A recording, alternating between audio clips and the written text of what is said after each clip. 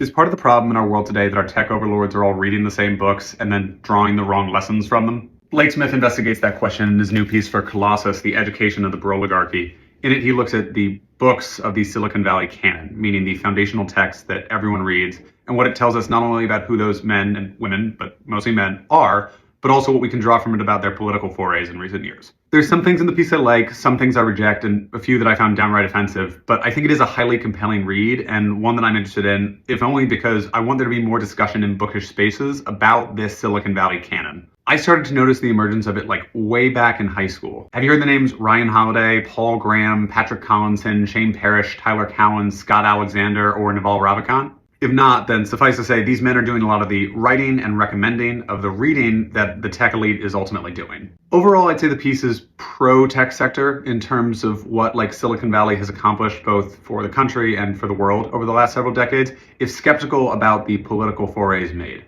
Paul Blow did the illustrations for the piece, and I'm just going to talk in front of them for a second so you can get a sense of more what these books are. And Smith notes that the books in this canon resist simple classification for grouping. Great men of history books compete neck and neck with books about institutional systems and systems thinking, and there's a fair bit of literature and philosophy thrown in. These books have tension between them and propose different paths towards different goals. As Smith points out, they seem to have little in common beyond an overrepresentation of small groups or plucky individuals with a high amount of agency resisting some sort of daunting evil, or having a higher than average likelihood of being in the library of a teenage boy. Reading the piece, it struck me that the seesaw of Silicon Valley political affiliations, Obama bros one day, Trump devotees the next, might not actually be so hard to explain. Maybe they just want influence and power, and they're willing to acquire it through whatever political means are necessary. In a way, it makes sense if you apply just corporate logic to it, right? You're married to an outcome, not a solution path, so you're going to iterate on how you try to get that outcome until you find one that ultimately works.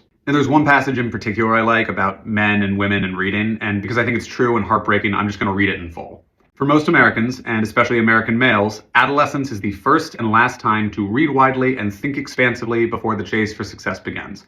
College, which once provided future elites with an extended period of leisure mixed with study, is now a time of intense professionalization, especially in top-ranked schools. The smartest and most energetic young people will continue to read, of course, and some of them will even continue to read books, but they will not, most of them, develop the capacities for reading, appreciating, thinking, and talking, traditionally understood to require enormous stretches of unstructured, unsupervised free time. I think we'd live in a better world if more of us read more widely, but understanding the world we live in makes a little more sense once we understand the books and cultural inputs of the groups driving said world. This piece is a really interesting look at that and impossible to distill in 3 minutes, so I hope you read it and tell me what you think.